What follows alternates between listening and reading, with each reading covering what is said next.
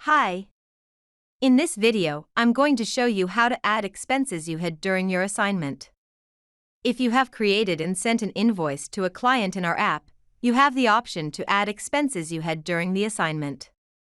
If you haven't created an invoice but you get an email that says new invoice, that means one of your partners has uploaded your shifts in the Easy Freelance app. Then you also have the option to add expenses.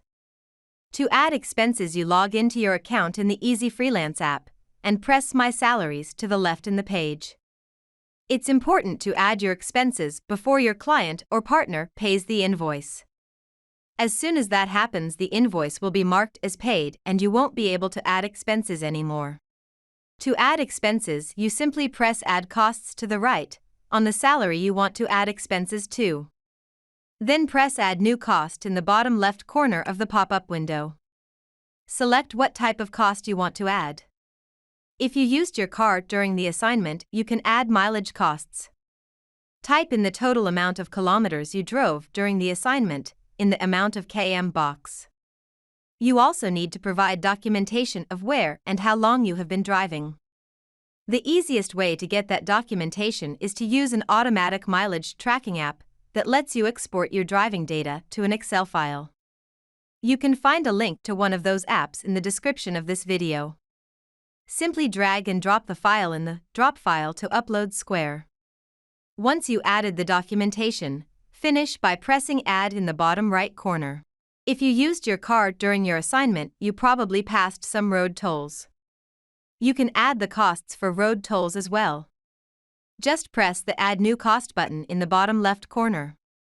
Select the type of cost, this time you select Outlay. Type in the amount you had to pay for the road tolls. Remember, you can only add costs that are job-related. So you can't add toll costs you got when driving on your spare time.